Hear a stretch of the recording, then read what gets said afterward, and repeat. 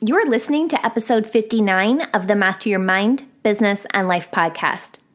Today's episode, well, it's deep. It's probably the deepest, rawest conversation I have ever had with a guest. And you know what? It is downright amazing.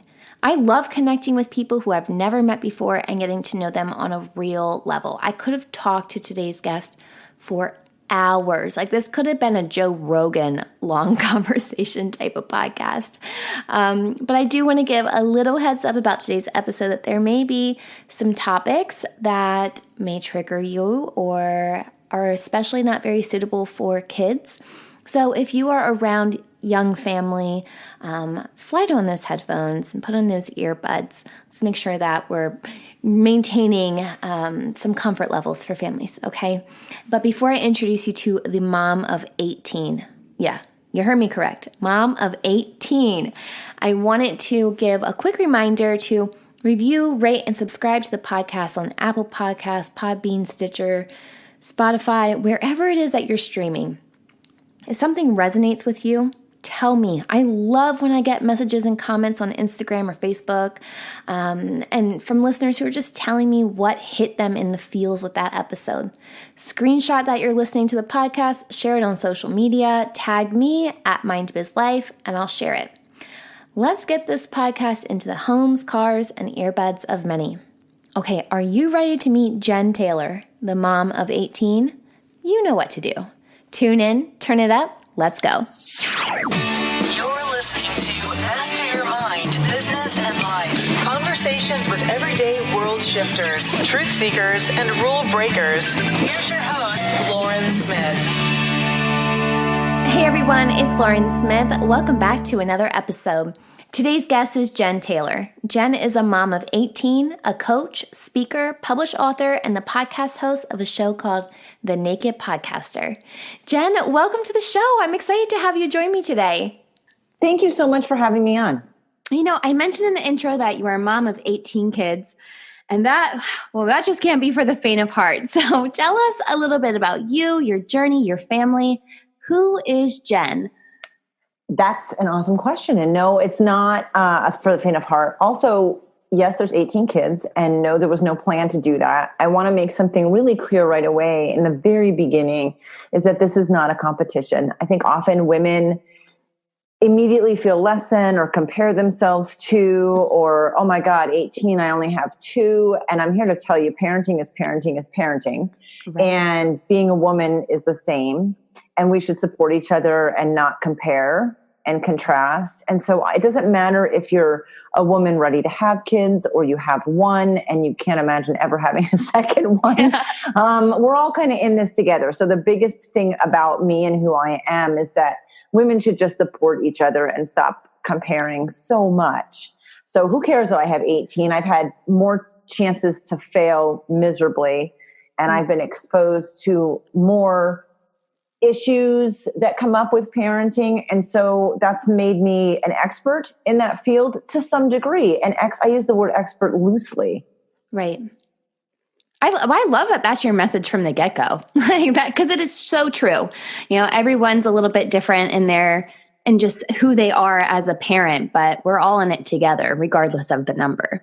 We certainly should be. Yeah. You're right. We're not all very mindful to it, but we definitely should be. I like that. Thank you. So, 18, are they all biologically yours, or is this like a blended family? Tell us a little bit about your family. Yes. So at 15, I went into a doctor. I was a virgin. So the first man that ever touched me below the belt was an OBGYN. Mm-hmm. It was actually a really good experience. I had no negativity, no issues with having a man as a doctor. Nothing odd, except he told me that I would most likely have trouble getting pregnant and would possibly need to go through infertility. I'm almost 49 right now, and I was 15 then, and I have no idea what he saw or felt or thought in that initial examination that would have led him to believe that I would have some issue with infertility. But I'm grateful because it planted a different seed. I had grown up in dysfunction. very similar to foster kids. CPS actually came to the house once, and I remember watching her drive away, wondering why my sister and I weren't in the car, because I knew that our situation was not okay. Although as a child, I was probably about 10 then, as a child, you don't have anything to compare it to, but it doesn't feel right. And it shouldn't be like this, and you're not happy. It just doesn't feel good. But as a kid with nothing else as a comparison, you don't know what's wrong or why it's wrong. It's how it's wrong, or if this is what it's like in everyone's house. And she drove away, and I thought, I should be in that car, and I'm not. And so I grew up very similarly to foster kids. So when at 15, that OBGYN told me you might go through infertility, one, it planted the seed that I might go through infertility. So didn't that make that easier? Because I did go through infertility. Right. And it also made me realize that there are lots of ways to have families, and giving birth to a child wasn't necessarily one of them. I didn't, of course, consciously process all of that information at that moment, Right. but it certainly did plant some seeds for later on. So I did go through infertility. I went through about 9 months. For women who have been on infertility, this will make complete sense. I went through 7-day surgeries.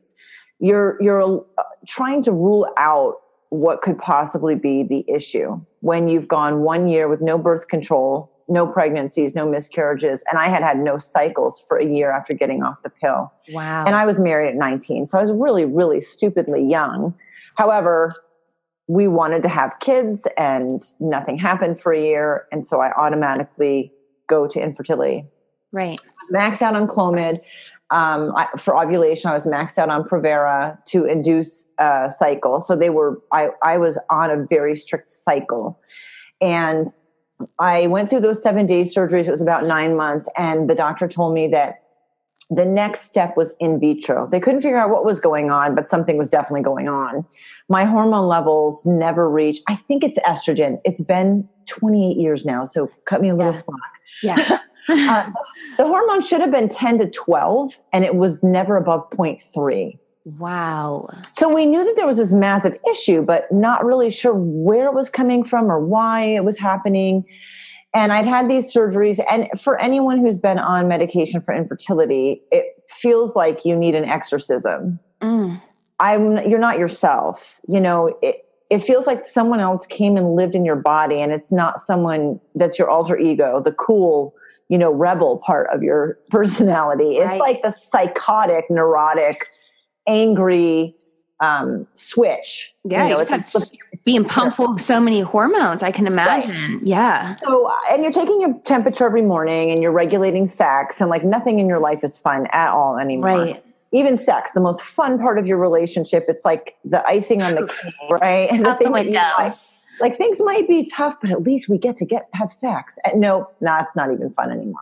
Yeah. So I told him I was not willing to do in vitro. For the ladies out there that have gone that route, amen and God bless, because I knew that was not in the cards for me. I felt very okay at that point, walking away from infertility and just thinking, this will happen either as a fluke organically, or maybe down the road I'll be willing to do it. And I knew your highest chances of becoming pregnant are right around that 20, 21 age. Yeah. And I didn't care. I mean, it's not that I didn't want to have kids. It's that the fear of not having them wasn't as great as the lack of desire to go through in vitro. Right. I get that. I told him no. And he was weaning me off of all the medication. And I went in and had blood work done. And I went to an appointment, and this was like, I lived in Hawaii at the time, in Oahu. And he was such an amazing man, just really gentle person, short, small, man. And he came in real quiet, but very direct.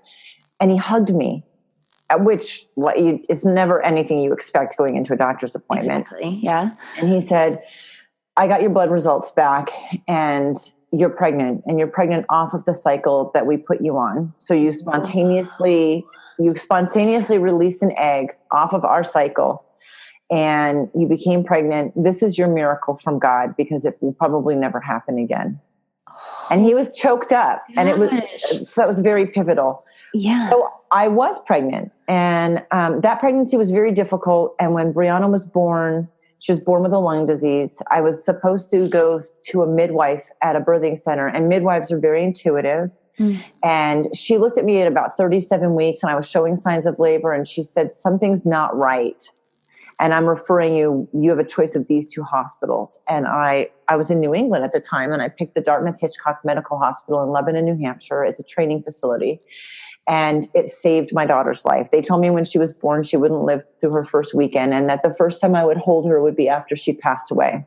Oh my gosh. And I was at that point, my husband at that time was Air Force. I was alone. I was 21. Ugh. I was afraid. I was young. I was very inexperienced, and I did a really great job handling it all. Wow. But I also, this whole situation of infertility and the lung disease and the separation in the Air Force and being super young, I got married at 19. A year later, we were divorced, and I was a single mom. So that whole situation made me realize, one, I was done with infertility, and I felt completely content. Not because I gave birth to a child who lived, who wasn't supposed to. She's 27 now. 27 oh, beautiful. Yay. So Bree's 27 and a half. She's amazing. But the whole process, the entire process, the toll it takes on the relationship, the toll it takes on the woman's body for infertility, the fact that I would jump right into in vitro, even though I'd had a child, I was told, and I had seen another specialist, and they're like, no, we would pick up where we left off. We're not going to try this naturally or put you through any of the stuff you've already done. You would start where you left off. And I just knew that wasn't an option. So I went into my next relationship. Hey, I want to have a family. I probably can't have kids. I'm okay with that. I want to do foster care. I grew up this way. And I had a third grade teacher that made such a pivotal difference in my life. It completely changed my trajectory. And because of that, I would prefer to pay it forward as opposed to, I'm not going to perpetuate the cycle. Bree was 3 at that time. And so I went into my next relationship with so much information about myself and my situation and who I was and the direction I wanted to go. And so I think that was a really healthy place to come from. So I did foster care. And I was able to get pregnant 6 more times. I was pregnant a total of 7 times. I had 4 deliveries and 3 miscarriages. And the last miscarriage was twins at right about 19 weeks. And it resulted in a D&C, a hysterectomy, and then a follow-up surgery because I was bleeding internally. And I had 5 blood transfusions, and I was dead on the table at 33 years old. Wow. I mean, my experience with pregnancy and delivery and surgeries, I've had 10 surgeries so far for these kids, 7 before and 3 to wrap things up. And I've had 7 pregnancies, and I've gone through 3 miscarriages, and I had 4 deliveries. And after Bree, the next 3 were actually with a midwife. They were home births. I had the last 2, they were water births. And my pregnancies were super tough every time. My deliveries were amazing every time. They were long and they were difficult, but they were amazing, wonderful experiences. And then I was doing foster care at the same time. So 4 biological. Wow. And then doing foster care, I had adopted 4. Wow. And I had 2 that had been, one was a foreign exchange student and one was long-term in foster care. That is so amazing. You are so amazing. Well, so that's only 10. But yeah, I really love doing foster care. I stopped about 9 years ago, and I actually worked in foster care. I had so much experience that I trained foster parents to work with treatment level kids, which are the toughest kids out there, the kids that are either coming to and from juvenile hall or to and from a mental hospital. Lots of trauma. They're the kids that are in the most difficult situations, that have been through the most trauma. And I trained parents to work with them. And I did that for a couple of years. Wow. So I really love my experience. And I had those 10 kids, and 2 of them were not in the house. So there were 8 at home, and I was divorced again. Wow. So, I just published a blog article yesterday, and we're in middle of September of 2019, about how divorce has always been my biggest failure. And that's a sad thing. It's the thing that I've been the most embarrassed about. because kids are involved, I think, is the baggage that I carry from that. I have no intention. There's fallout. The other person got hurt in the process. And I had kids that were exposed to the situation, even if it wasn't horrible or traumatic or abusive or any of those things. It was the end of a relationship. It was a parent of theirs. Mm-hmm. And there was a lot of fallout from divorce. I feel a tremendous amount of guilt from that and sadness from that. Even though retrospectively, 15 years later, there wasn't really any other option. Yeah. You see now, you see the lessons from it and you see the blessings from it. But have you forgiven yourself for it? Yeah. And that's the biggest part. It's not, I think we get caught up on forgiving the other person or forgiving the situation. And it's really not about that. It's forgiving yourself. And I had to go through that from being a kid. I mean, if I'm a kid that grew up in a house where I should have been in foster care, that means I was molested. Mm-hmm. I lost my virginity through rape. I was held in a corner and a fist was put right so that it was almost touching my face. And I was just punched repeatedly where there wasn't really much contact, but I was held in a corner and punched at repeatedly. So it just barely touched me. People are good about being physically abusive and not leaving marks. And that was a lot of the experience that I had growing up, being kicked out, being on the street, having a bag under my bed, ready to leave, and thinking as a little kid, I was doing something wrong. In a relationship later on, that it was my fault or I was doing something wrong or I had failed. And at some point you have to look at the whole situation and realize there wasn't a right or a wrong. Right. I went through therapy every time. And there's a point where there's no meeting in the middle anymore. And it's unfortunate and it's hard. And I'm not an advocate for divorce and I'm not an advocate for staying in a relationship that is over, essentially. Right. But it did affect these kids. So I had 8 kids at home 14 years ago, and I kept doing foster kid care. And there were 10 total. So I adopted another one, and I had 3 more that were long-term with me. So I had 14 kids, and I was a single mom. Wow. And I had 9 at home. And then Bree was turning 21 because time is passing. Yeah. And so she had just moved out. And Brianna and I worked together. I was the manager at a small office. And she and another woman that worked there, we were all pretty close. And they fixed me up. And that was a really fun, crazy, silly, just fun experience for me. Yeah. They were vetting my dates basically. Right. So they would meet people for coffee to see if that person was worth introducing to me. And so I went on a couple dates. So they sent me on a date with Dane, and I was so not interested. Really, I was humoring them, my friends.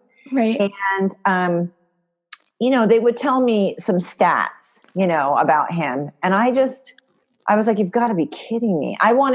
Because I got to pick and choose, right? My dates. I'm 5'9". They have to be at least 6 feet tall. Yeah. You got standards here. Yeah. I mean, I have, yeah. That's the most important one. Yeah. So, mine too. I'm not as tall, but I'm tall too. So yeah, you have to be taller than me. Yes. He was only an inch taller than me. So I'm like, I'll tower over him in heels, which I love to wear, and, he had 4 kids, which I have no fault. Like I have 14 at this point. Yeah. Even though there's 8 at home, I have 14 kids. And so 4 kids I can't really say anything about. So that wasn't an issue. 4 kids. I did not want to date anyone who's had kids that were younger than my youngest. And he was 11 at that point. Yeah. And so self-sufficient. Yeah. And I just like maybe an 8 or 9-year-old, 10-year-old, but I really didn't want to go back. My kids were like 11 to 21 at that point. I'm kind of done with that phase. Right. He had a 4-year-old. And she was just turning 4 that week. And I'm like, oh no. And his wife had died. So I'm like, so he has 4 kids, a 4-year-old, and his wife died. And he's an inch taller than I am. So I'm just looking at them like, what about this is screaming I should meet this guy, Like, run away, maybe. This is a lot.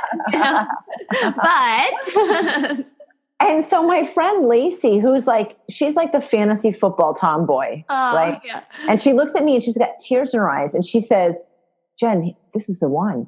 And I looked at her, I'm like, are you seriously crying right now? Like, what? Do I need to slap you? What is the matter with you? Like, I'm sure he's the one for someone. Yeah. But probably not me. I'm telling you, like, it was like complete denial here. I'm like, this is not happening. Seems really great. Like, I love everything about this situation. Super fun. Right. But no. I'm like, look, I'll meet him because you vetted him. We've gotten this far. We made a friendship deal. We pinky promised. Okay. So I didn't know what these people looked like when I went on dates. So once they vetted him, and they didn't end up meeting him, Dane got into a car accident. He was T-boned. He was supposed to go to Florida for a golf tournament. And he played basketball, he played golf, he bowled. He was really good at all of them. So real athletic, which was something that was important to me, just that healthy lifestyle mindset. Right. And so they were going to meet him when he got back, and then I was going to meet him. So he was T-boned and it broke his collarbone. So he couldn't go to Florida to go to this golf tournament. So instead, he contacted Lacey and Bree and said, hey, I'm not going to the golf tournament because I was in a car accident. I'm on pain meds, so I can't drive right now, but I just want you to know that, we're supposed to meet next week. We can probably meet sooner because now I'm not going.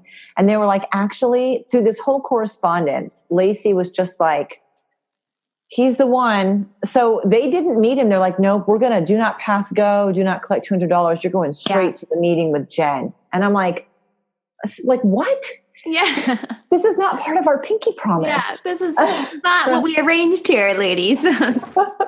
So that would be the point though. When they met the person and vetted him, I would get the cell number. They'd hand me a slip of paper with a cell number and be like, go meet. Yeah.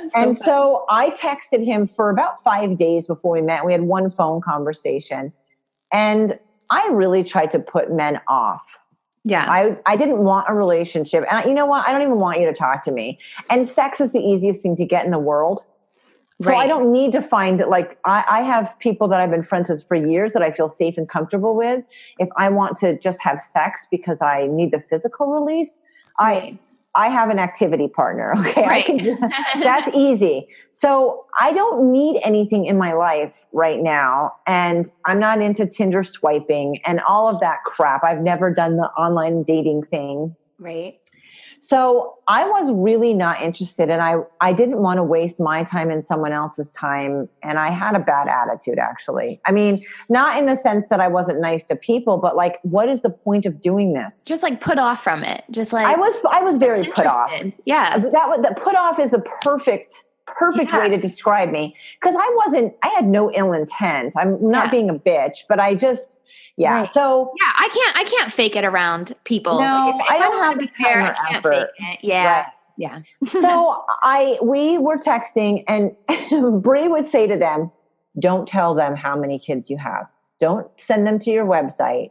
Do nothing. We're handling everything. Just see how you actually connect with people before bringing all of that on. And my whole thing was like, oh no, I'm going to tell them all of the things so that they just don't even want to meet me. So Dane and I had text for a few days and we had one phone call. And I finally said to him, we had planned on meeting 5 days later. So actually right around the time that he should have been meeting Lacey and Bree, he and I were meeting, and he should have been home. He would have been home like 2 days later from Florida from this golf tournament. Right. So because he got into this car accident, we ended up meeting a week or so sooner. And also I didn't have other meetings with Lacey and Bree with their whole system here, their whole program to get Jen on dates. Because of that, because Lacey really felt like this guy was important for me to meet before I met anyone else. It was very aggravating. And so I finally said to him, do you have a computer? And he said, yes, I do. And I said, go to momof18.com and go to the about page. And then if you still want to talk to me, I'll hear from you in a little while. And he said he knew when he read the information about me, and because they were doing it online, but I had nothing to do with it. When he read all the information before my picture loaded, he was like, oh my gosh. And he was going online because he had been so just disheartened by the whole situation that his wife had died a year and a half earlier. He just was so disheartened by everything that he was going to remove his profile and just focus on his kids, which he did really well already, and just not worry about dating. And so that was the point in time that he saw my information. And with my information, you had to read through it. This isn't Jenn you're talking to. Yeah. This is Lacey and Bree, her daughter and close friend. And we are vetting this. She's never seen this site. She doesn't know anything about it. I just answered questions that they could fill in the blanks on the online site. So anyone who didn't say, wow, I read this and hi, Lacey and Bree, were instantly deleted, right?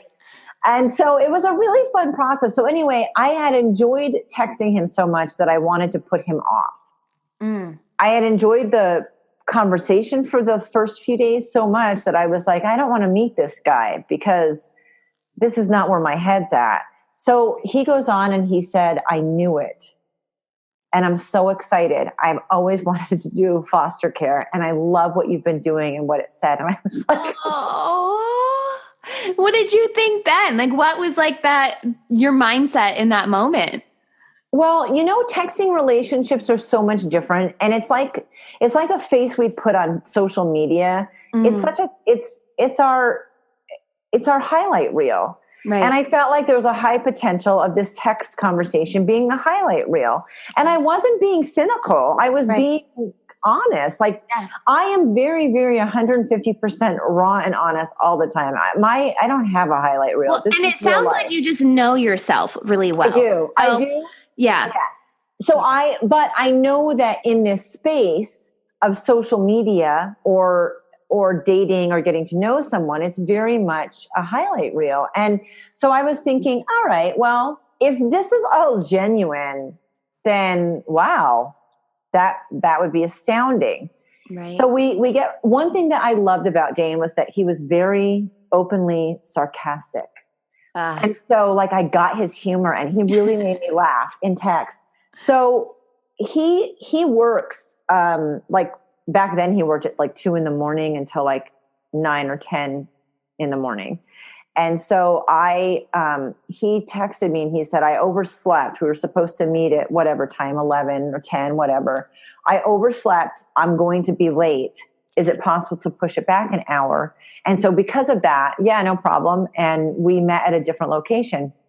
So I pull up into the parking lot, of course, in a place where I can sit back and watch. Right. And, he's texting me and he said, I'm at this place, which was the wrong place, the original place. And I said, that's too bad. I guess this is just not going to work out today. And I'm watching him walk across the parking lot. Oh my gosh. And I'm like, that's really too bad. I'm going to go home. And, it's too bad this didn't work out. And I'm so sorry we're in the wrong place. And he was like, no way. And I'm walking towards him across the parking lot at this point. So I'm watching his body language and, was he like sweating it? No, we were a little bit maybe, but he was like, maybe she thinks I'm serious, And I introduced myself and we hugged, and I was like, oh God, I know I'm in trouble already. Yeah. And so if anybody's read books about body language or knows anything about NLP, I was very put off still. I mean, I thought I was in trouble. He's super cute. He's very sarcastic. We hugged, like it was all good. So I have my arms crossed and I'm leaning back and he starts to mimic my body language, which at the time I wasn't picking up on because I was just put off. Yeah. But what that does is that automatically makes that other person relax because you're mimicking their body language and you are not threatening at all. And there was a point in the conversation and we both remember it. This is so frustrating to admit. But I was laughing and I uncrossed my arms and I leaned forward onto the table, onto my elbow, and I was laughing. And, my hands are open and I'm having direct eye contact. And at that point, he thought, I've got her. Right. I relaxed and I opened up.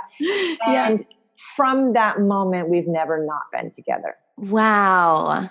So it's been years now. So what a beautiful story. it is. And you know what's so cool about podcasts is that they go in a different direction. I've never shared my story. Really? I feel so honored. I've never shared my divorces. I've never shared meeting Dane. Oh, well, my heart is like so full right now. Yeah. I love that we've just, if you have a podcast or you're used to interviewing, you just let it go. And I just let it go. And so did you. And I love was so it. fun. I know. I'm so excited. I'm always just like, I'm so open to wherever conversations go, you know, just put no expectation on it and see what flows with the and energy it's the best way. I love it. We've never not been together. And I always joke, like I have his wife's ashes in my closet. And I mean, at first I was like, when our relationship went very quickly in the beginning, it was, you know, he worked an opposite shift than I did. And he had 4 kids and I had 8 kids at home. And we lived across town in Reno. Right. And this is really interesting. I think sometimes the universe steps in because very honestly, if he and I were both sitting here, he would say, she asked me to move in. And I honestly, I did not ask him to move in. And I said, no way. We had a conversation one day and you said, let's do it. I want to move in with you. And I was like, oh my God, I'm not sure that I'm ready for this. And we're going to have 12 kids in the house and we've only been dating a few months. And I knew that if we didn't make a massive change in the relationship, we weren't going to stay together. Just logistically, it would not have worked really long term. And I knew that I really, really cared for this guy. I loved him and his kids. And I was working through the 4-year-old parenting thing again. You know, there was a lot going on. There's 12 kids at the house. Yeah. We were spending as much time as we possibly could. And it was exhausting, honestly, for both of us, just logistically exhausting. And I knew that long term we couldn't keep it going, but I also didn't feel super ready to move in. And legitimately, he's like, no way, I didn't feel ready to move in. And you said you wanted me to. And I'm like, that is not how this goes. I mean, we are 100% on the same page. And I think the universe stepped in because when we look back at those conversations, we genuinely both think the other person wanted to move in and we genuinely felt not ready. Yeah. Man. And we did. We did it because we felt, okay, if this other person is in it that much, then we should make a go of this. We both felt that way and we have exact opposite stories.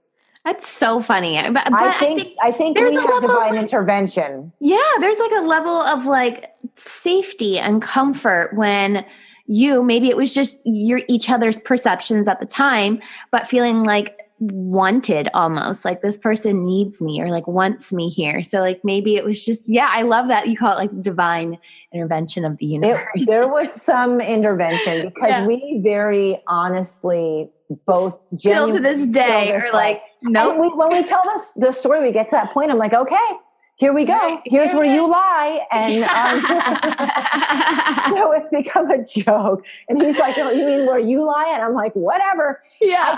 I think sometimes there is divine intervention of the universe. And it doesn't matter what your higher power is. I know 150% there was divine intervention there. And both of us were not ready. And both of us think the other person was. Yeah. Thank God for that, right? Your spirit guides were just like kicking you all into it. Oh my God. They were from the beginning. Yeah. My fantasy football friend getting tears in her eyes telling me this is the one. And I literally was like, who are you? From the beginning, there were all these signs. Not only that, so let me finish. I have his wife's ashes in my closet because people are like, what the hell? Wait, go back. Yeah. So when she passed away, she was only 33. Actually the same age I was dead on the table. I was about to say that. Yeah. I am older than she is by 8 years, but she was 4 years younger than Dane and I'm 4 years older than he is. I'm a total cougar and we can completely talk about that. So the other thing is, so she had a younger sister and her sister was about 15 when she died, when Danielle died.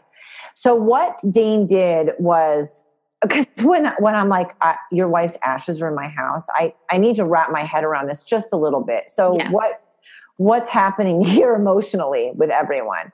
So his 3 older kids were all the same ages of my older kids. So they were, like now we have 3 19-year-olds, and they are mine biologically, Dane's biologically, and one that's adopted. So bless up.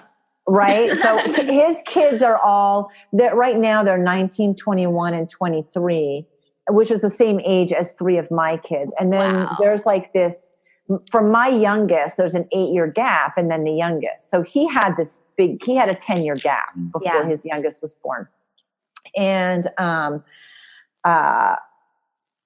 so that was one thing. He already had an age difference that he was accustomed to, that I was not accustomed to. So his older kids, of course, were in a different place when she died than the youngest was just 2. Mm-hmm. And he saved some of Danielle's ashes so that when her little sister got older, if she ever made contact, that he could give her those ashes and she could have closure with her sister's death. So, right. Okay. So you go from creepy to, right. Like instantly. Okay. Yeah. Now I feel differently because so much time has passed now. Right. It's not as raw. Right. I feel like his older 2 are boys and they don't need any closure. They're okay. They were a little older. They're good. My 19-year-old, because they're all mine, his 19-year-old daughter, I think still does need closure, but I think she'll end up having that with our youngest when our youngest gets older. So Taven's almost 10 now. Oh, wow. And I think that because she was 2 and her mom was taken, regardless of the situation, with the why or the how or the what, it's hard, and she's going to need to process that herself. So I think where he was saving the ashes for Danielle's younger sister, it's actually going to be a process that he'll go through with Taven and Abby. Yeah. Likely. Yeah. But it's such a beautiful thing that I feel blessed that I have her ashes. Yeah. Also, sacred almost. She died 37 weeks pregnant with his son. Oh.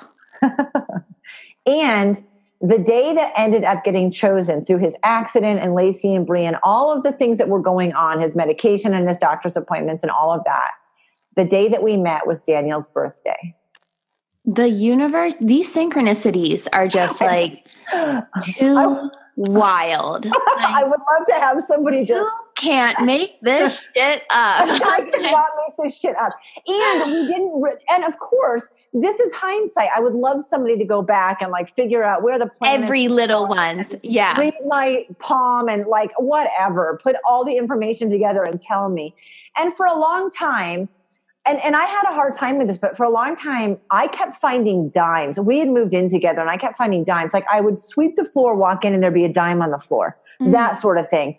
And it was happening with so much frequency. There would be dimes in the dryer, like they were freaking everywhere.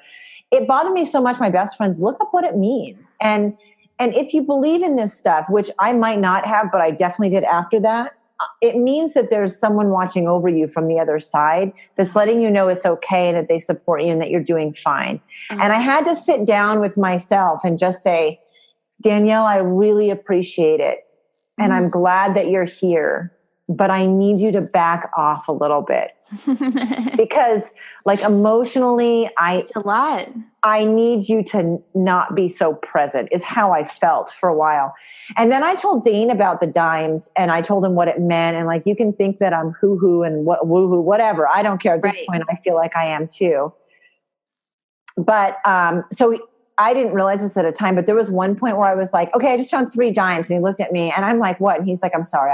I started leaving them after I found Oh my gosh. I'm like, you, which is part of his sarcastic. He's like, I'm just messing with you. I'm sorry. Yeah. But the whole thing is, I love his sarcastic, fun personality that I really felt like I need a little bit of separation in this situation, whether it's me conjuring it up because, right. It's like when you've never seen a Jeep before driving on the road, but you buy a Jeep and now you see them everywhere. It isn't that there weren't Jeeps on the road. It's that now you have an awareness. So aware. Of it. Yeah. So I felt like in that hyper aware stage, and whether part of that was me never have seen a Jeep before because I didn't have one and I didn't realize whether it was my awareness, or it doesn't really matter. There was a point where I needed a little separation. And so it was a very interesting process. And so you asked me, how did I get 18 kids? I had 4 biologically. I adopted 5. I had 5 that were long-term, somehow aged out, that never left, but I never adopted. And then I had 4 from the relationship I'm in now, where his wife passed away. And that's how we got 18. And we did have 12 at home instantly. And we had 12 at home for a long time. Wow. And there were massive, I had done foster care for so long and taken in extra kids, but taking in 4 kids at once I had never done. Yeah. And taking in this type of situation I had never done. And in foster care is different because the parents aren't doing well. So you jump in and take over for them. But I had this very functioning, incredible man who was a great dad who parented his own way. That was and he did great, and so did I, but we didn't do things the same way. So there was a lot to navigate in this situation. In foster care, I take over. I just take over. Yeah. And I couldn't do that in this situation. And my kids were very used to foster care and having kids. And even though I had stopped foster care about 2 years before I met Dane,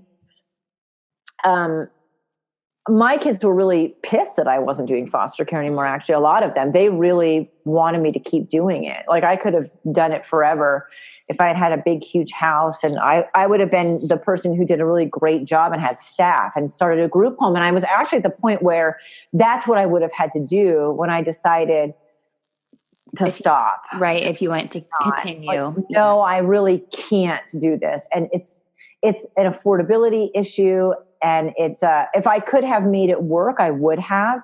I mean, I was looking at like, maybe I could buy an old church or a hotel, but I didn't have the funding to do that. Then you're talking about being a nonprofit, and it was just so logistics. Yeah. I was like, nope, I either need to go that route and have funding and backing, or I need to just be done. But I was the parent that loved it and did it for the right reasons. I did 4 years of foster care for 2 kids without getting paid. And those 2 kids are 2 of the kids that stayed long term. Wow. And so, I mean, it is not feasible. So I had stopped a couple of years before and really felt like I needed to focus on the kids that I have, because they have issues also. They need parenting also. And I was doing a really good job, but I was also working full time, and it either needed to become my job, raising kids needed to become my job, or I needed to be done. So I had stopped. So, but my kids had never taken on 4 kids and a stepdad. Yeah. These kids weren't different dynamic. Kids, right? Very different dynamic. So it was a really, really, we navigated it phenomenally well, and it was incredibly difficult. And 3 years in, I looked at him and said, this isn't working. And it really was not at the time. And it wasn't dysfunctional. It wasn't argumentative. And it wasn't, it was like this just, we're here and I don't know how to get through this or past this. And fortunately, I've hit that point before. Right. And even if the person says, no, I think we can, and let's go to counseling and let's do this. We had 3 months that were so miserable, I would never want to live through them again. And they were also the point that we realized, oh my God, we really, really, not only do we love each other, but we really like each other. And this is really 100% worth salvaging, even though a lot of damage has been done. And we want to do that. But I think sometimes when you're at that point in a relationship, and this is why I'm not an advocate for divorce or for staying, you can say you're in it for the long term, and both of you really have to be. Yeah. And I find that in my situations, both were not. Or you are, but there are all these conditions. Right. And it 150% can't be like that. Yeah. It's like, I feel like if you're going to do that, it has to be clean slate then. It's like 2 feet in. It can't be a 1 foot in, 1 foot out. Right. Like, it's really 2 feet in, got to go all in on it. And I know that from this experience, having worked through it and getting to the other side, everyone that does that is right. Like, it's so much better on the other side. No, you're not glad that it happened, but in a way you're so much closer than you were before. And you can get through some pretty horrible stuff that you didn't think that you could get through. And it's not about forgiving the other person only. It's about forgiving yourself also. Right. I mean, even in the staying, you have to forgive both. And man, forgiving yourself is a million times harder than forgiving someone else. 100%. Oh my gosh. It's deep too. Like it goes back like many, many, many, many, many layers. Like this is a full-fledged onion when you start pulling back the layers of how far back you have to forgive yourself. Because the baggage goes so deep. It's everything. It's everything from the child Jennifer failing forward, right? And you have to both really recognize that it's not even always. It's not 100% about the situation of the person. There's that part of it. It's about your past and the baggage that you've brought in, and how that is contributing to the situation. And I'm super thankful that I was with someone who believed in me and believed in the power of forgiving each other and yourself. Right. And because I was out that door, and he was like, no, I'm just going to leave the door open and talk to you while you're standing outside the door, with your suitcase in hand, metaphorically. Yeah. And we're just that's fine. You stay right there, right outside the door with your suitcase. And I'm just going to chat with you from this distance. And, that doesn't mean that he was this great, heroic, wonderful person through the process. Yeah. But in the end, we both stood there and we never moved out. We were in the same home the whole time, but he allowed me to stand outside the door. And there were probably sometimes he was standing outside the door with me, and then we both went inside, and then I stood back outside. It was this whole really tough 3-month process. And we let things come back very gently. And I can't believe it still. It makes me tear up that years later, never once has he brought anything up from that time. Mm-hmm. And I don't think I have either. When we decided we were going to move forward past it, we have never had a situation where we use that against each other ever. That is powerful. That is powerful. True release. That is true release. And I expected it for a really long time. I was just waiting for the shoe to fall. Like, yes, everything's wonderful, and also, the issues that you have in a relationship, like the big presenting issues, aren't always the issues. And so we use that to really unearth the issues that we weren't even talking about. And man, that's tough. And it's so really worth it. And to move forward from that, like the whole time that you were talking, all I kept thinking in my head was like, that is true healing. Like if you had to go through it, like anyone, if you chose to have separated, you would have had to heal without the person, right? So it's like your own journey, but to go through it together, and you're each healing your relationship together, but also healing separately as individuals. Whoa. It was as powerful as you would hope or want it to be. And I feel super blessed in that, because in my past relationships, one way or another, that person never stuck it out. Yeah. Whether it was this list of conditions that I had to meet in order for it to work out, and legitimately that's how it was one time. No, I really want to work it out. I think we can get through it, but I have this list of conditions and you need to follow all of them. How do you think that changed you? This experience of him, both of you being able to release it and walk past it and just truly, overcome it, because you didn't have that in your past relationship. So to me, it's like subconsciously, how do you think that changed the way that you move, that you flow, that you're able to move forward? My baggage from being a kid was that I wasn't worth it. And I was. Yeah. It was in that moment, it was proved to you. I mean, I am every day that we're together past that point. Right. He's chosen me every single day. And I've chosen him. I mean, it's definitely a two-way street, right? And it was great to be able to feel okay with my baggage. Like I felt okay myself, but you're right. It's different when there's another person. You can work through a divorce or the ending of a relationship or feeling unworthy as a child or all of those things on your own. But to do it with someone is intensely powerful and very raw in a way. Like by yourself, it's just by yourself and it's good and you need to do it. And I had worked through a lot on my own and so had he, thank God. Yeah. But we had never, neither one of us had ever been in a relationship where we successfully worked through the situation together and were able to unearth all of that baggage. And it's scary. It's really scary. And then also moving forward, I could unearth my own baggage that I'd worked through by myself with you on a podcast, but I could never have done it at the level that I do it because I've worked through it in a relationship with someone else. Right. It changed how we parented our kids in some ways because we were much more raw and honest. Yeah, everything changes. Everything changed. It's a brand new book almost. Right. And we were able to parent the kids better together because that was one of, this sounds so weird, but when you take two parents that are really phenomenal, wonderful parents, he is an amazing parent, but so am I. But we do things very differently. And now we're in this situation where for some of the older kids, we weren't really 100% parenting together because you're a step parent of an older child. So it's very different, right?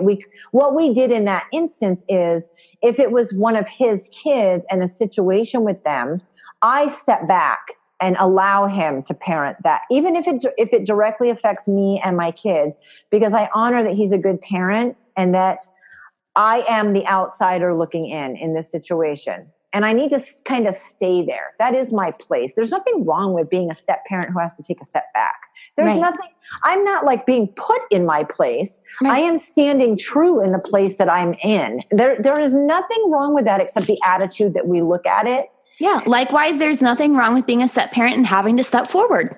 And I've done that also. Exactly. But it's a different role where you are actually parenting the child with the child, like with them as part of it. They're on board for it.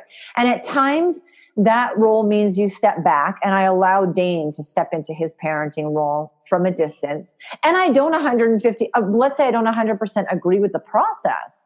That does not matter. That doesn't matter. He has their interest and my interest in the situation's interest at heart. He's doing a phenomenal job, and we don't have to agree on the process of it. I need to allow him to step into his greatness as a parent in that and trust him. Yeah. And I need to let that kiddo know, look, this affects me, but I'm going to completely honor your dad in this situation. Yeah. And honoring and allowing doesn't mean agreeing all the time, but it also doesn't mean there needs to be an argument. It's honoring and allowing, right? So there was a lot of that we did really well, but we did even better afterwards. Yeah. We always honored each other and parented, but man, there was a paradigm shift where I think we just respected each other at a much higher level. Yeah. It sounds like there was just a whole energy shift, like whole vibrational there was an energy shift. Yeah. And it was good before, it was phenomenal after. Like, man, so what is your secret to not losing yourself and your identity? Like you've had all these ups and downs in life and twists and turns. So, I can only speak from a mom of two, and I know that I neglect myself and my needs on the regular. And so I'm interested how you keep up with staying true to yourself, because I can tell that you are just, I am. Yeah. And I love this question, and I think it's a great segue from where we've been taking this. I know what I liked before I had kids. I was healthy. I ate healthy. I wanted to stay fit and active. So the whole healthy lifestyle is something important to me, which means in one way or another, I have to honor myself by having some form of exercise. And it's changed over the years. When my kids were little, I had VHS tapes. Right. Okay. Brianna's 27 and a half here, people. So slack. And I had a lot of kids at home, and my kids are very close in age. And even Dane's kids, of those core 13, if you don't count the 5 that kind of are extra kids that stayed long-term, those core 13, 12 of them were born in 10 years. Wow. And then we have a 7-year gap. I mean, so we have 2 23-year-olds, 2 21-year-olds, 3 19-year-olds, 2 18-year-olds, 2 7, I mean, like that's our life. I had 3 kids in diapers. I was doing foster care and had kids in and out. So when my kids were younger, I was breastfeeding too. I was pregnant all the freaking time. It seemed like, the woman who's pregnant or having miscarriages or whatever, having surgery. Yeah.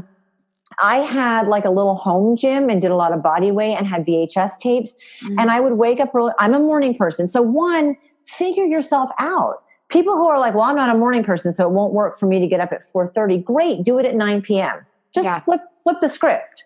I figured out who I am. I'm a morning person. I need the outlet of physical exercise. And so I will find a way to do that because it's a priority. We have not had cable TV most of the last 27 years. Wow. And so that's a huge, everything was on. I lived in Alaska for 10 years, so it was easy to not have it because it wasn't as accessible. So everything for me was like, if it wasn't a DVD or Netflix, it didn't happen. So I think there was a lot less TV in our house growing up for the most part for a lot of years. And then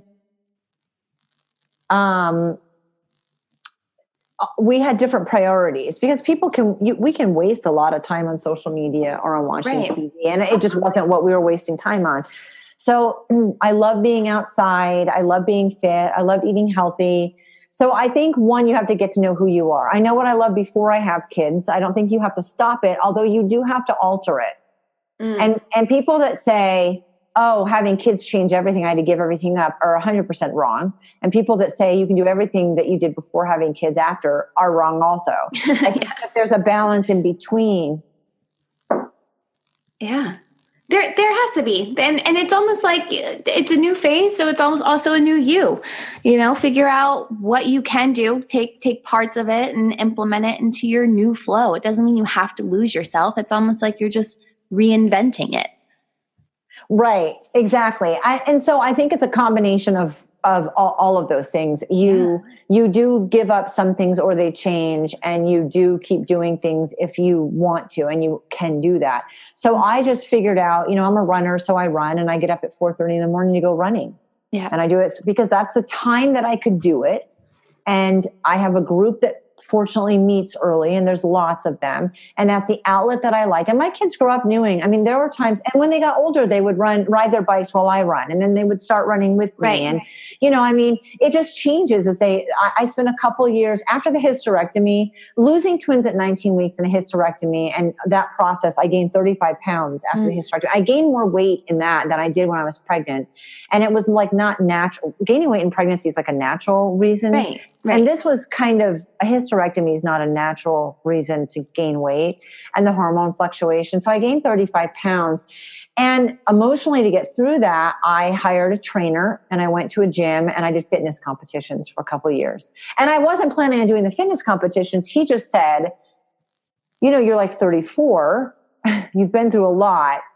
Your goal could be being in a fitness competition. I did several of them and I even won. But it wasn't really my thing, but it was a good goal. And I needed to feel like I had control over something in my life. And that's what I felt like I could have. And I wanted my body back. Yeah. And then I went on a shopping spree. I'm not pregnant or breastfeeding anymore. I want to buy a belt, buy shirts that I can tuck in, and buy shoes that aren't so sensible. Yeah. For God's sake, So, I think you have to roll with life continues to happen. And yes, you have kids and they should be a priority, but put your oxygen mask on before someone else's. So you have to also be true to yourself. Heck yeah. And find that balance. And I think I have been very honest about where I'm at emotionally in this process. I also had kids and wanted them and loved it. And I think you have to have the right attitude. It's not that you didn't want your kids or love them. It's that it's so much harder and more stressful than you thought it was going to be. Okay. So that's now where you at. You wanted them, you love it, and it's more stressful and more difficult than you ever imagined it would be. So that's your new place. So what are you going to do from this new place? And I've been really good at gauging that along the way. And I think women who go through empty nests, what am I going to do now? Because my whole identity was part of my kids. That's unhealthy. And And I did everything I wanted to do at the expense of my kids. That's unhealthy. So continuing to find that balance in between, it's a juggling act. And the thing that I get asked to speak and write on the most is finding balance and reducing stress. So what does that say? People are super stressed and they don't feel like their lives are balanced. I don't have an answer or a magic pill to how you're going to find that. What I can do is have an honest conversation with you about where you're at. And we kind of map out what that looks like, knowing that it's not a point A from point B. It looks more like Everest. Yeah. You're going to have base camps where you have to stop and regroup. Yeah. It's going to be a very windy, tough uphill battle. That doesn't mean it's not euphoric and the view isn't exceptional and it's not wonderful, but it's very much akin to having a Sherpa and climbing Everest. Yeah. That's what the conversation with me is like. That's what coaching with me is like. There's no magic answer because I don't have it. You're a different person that parents differently. So I wouldn't tell you how to parent. I would give you examples and you would figure it out. I couldn't tell you how to continue to find balance in your life, but I could give you an example and we could figure it out together. And it's going to change. You know, when your kiddos are little and they don't feel well, maybe you're breastfeeding, you're like, it's something that I ate and you have to figure it out. And by the time you figure it out, it's over anyway. Fast. Yeah. Right. Okay. So that's kind of like, that's sort of how it looks. Yeah. Or just like when you're so exhausted because they're getting up every night at the same time, you're like, is this ever going to end? Yeah. And then it ends and then it's something else. And then after that, then it's, it's like they're teething then. And then after that, it's continuously changing. And it's just like right when you feel like you have the grasp on it, boom, changes again. Exactly. So that's basically how I have managed to find balance. I remember what's true to me and I've done what's true to me. And that's an example to my kids. And there have been times, even when they were pretty little, that they were like, Mom, why don't you go for a run? Not because I'm being a horrible mom and I'm a bitch, because I know it's going to hit a reset button and I'm better for everyone, myself, them. They've recognized that I am the best version of myself when I take care of myself. And I think self-care is so overused right now, which is a shame because that's what it is. And then it's okay to be honest with your kids. You know what? I want to do homework with you. Right now, I feel really scattered and distracted. Yeah. I'm going to go for a run. I'm going to be back in 25 minutes. I think kids are like so resilient in the way that they can just pick up on that. The other day we were going to back the school night and my oldest daughter just made a comment because for some silly reason, they just do it by last name, not by grade. So it caused me to have to be in two places at one time. And she made the comment. She's like, oh, great. Mom's just going to this is going to stress her out. Like, I can already see it.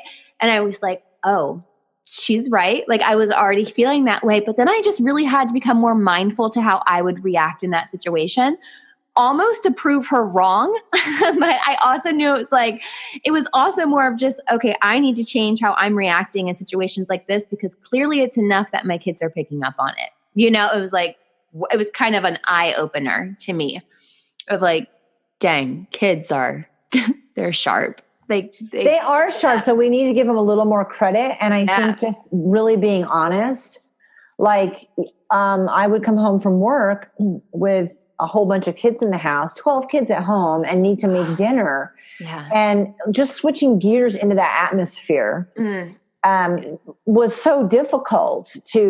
My drive home was like, okay, I need to decompress and let go of whatever the day was like, right? And switch gears into being a mom. And know I'm coming into this situation where, kids may not be getting along, or the house may be a mess, or everybody's hungry and 6 people need homework. And I need to, it's not like you're prepping yourself, but you kind of are, but you're switching gears into that role.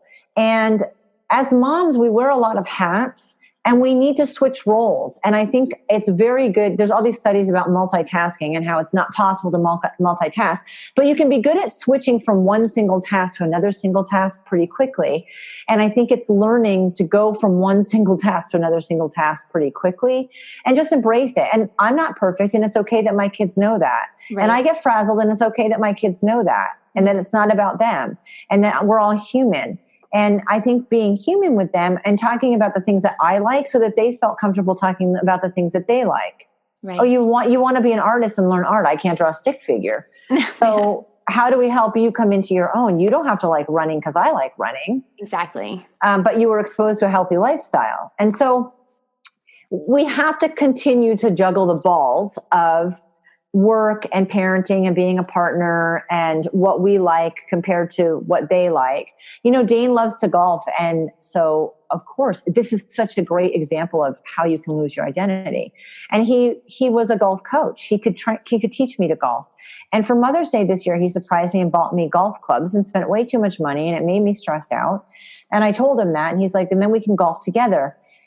And so I went to the golf course with him and just kind of pretended. I always tell him, I'm like, how about if today I'm just the worst caddy ever? Yeah. And I realized what I love about golf is actually from the caddy's perspective. This is the club that you should. And I said to him, we should take the golf clubs back for two reasons. One, we found them for less online, a lot less online. So if you buy them for me, I would prefer it to be at a highly discounted rate. Right.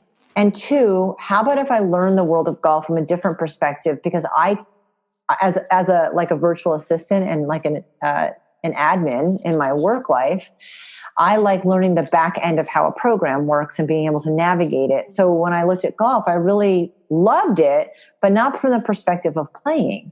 Right. I could have taken those golf clubs and been like, teach me now. And I want to do this. And I want to be just like you, when I don't really care if I ever play a round of golf. And that doesn't mean that someday I won't.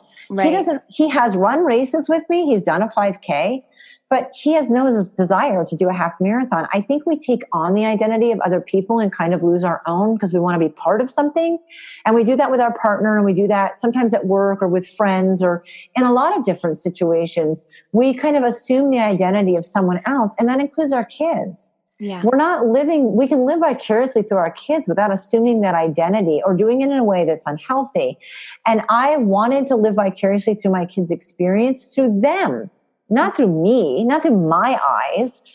And so you see this as a huge example with those, there are even shows about it now, like the moms who are getting their kids in all of these like pageants and stuff. The pageant mom, right? Okay, that's the mom forcing the kid to live a life so that she can live vicariously. Right. If I'm living vicariously, I want to do it through my kids' eyes, and I want it to be what they want to do. Exactly. And how exciting is that to be able to share their journey from their perspective and not force our own agenda?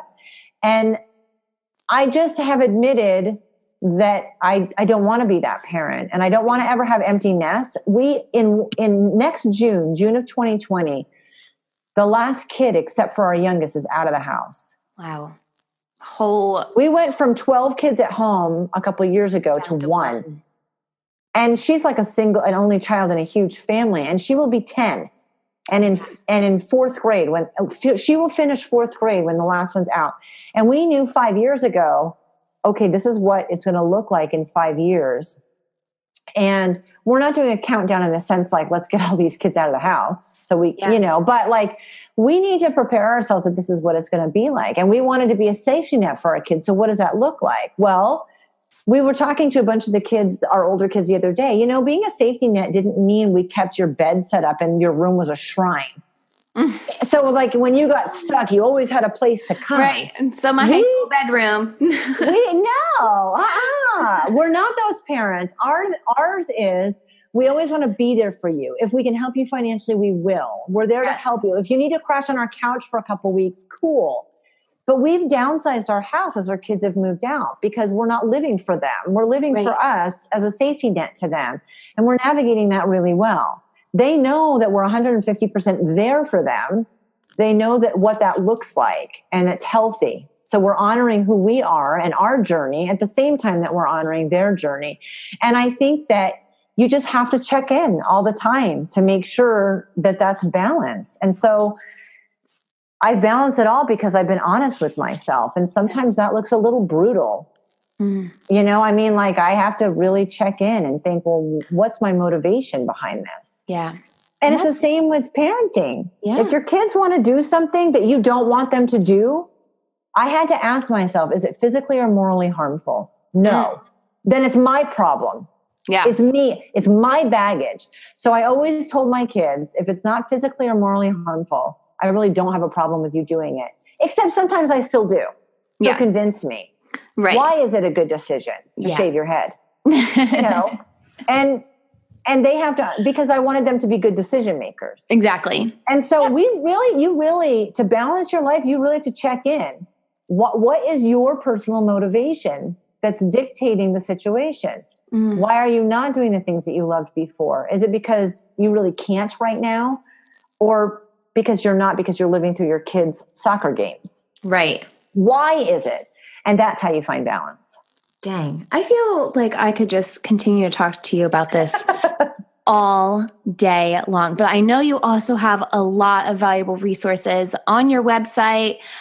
Where can our audience go to learn more about you and just connect with you further?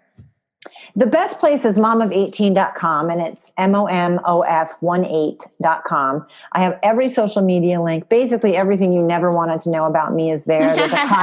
There's a contact form. My Google Voice number's there. All my social media. You can search Mom of 18, spelling it out, and find me pretty much everywhere. But what I love the most is, tell me I'm wrong. Tell me you don't agree. Tell me you have a question. It's the connecting and collaborating and lifting each other up and being there in each other's space, honoring where you are. That's the most important to me. So I really love the connection. So reach out. Yes. Oh man, Jenn, this has been a beautiful conversation. Thank you for showing up today and just sharing your light and your wisdom. You have just brought so much to the show, and you're mom goals. Let me just say, you are mom goals. So thank you again so much. Thank you so much. I would like to thank Jenn for, again, opening up and being vulnerable about her journey on the podcast. I never know where the conversations are going to go, but it takes strength and courage to talk about the hard parts of our lives. And I think Jenn is a great example that no matter which obstacle life is thrown your way, you always have the choice to rise.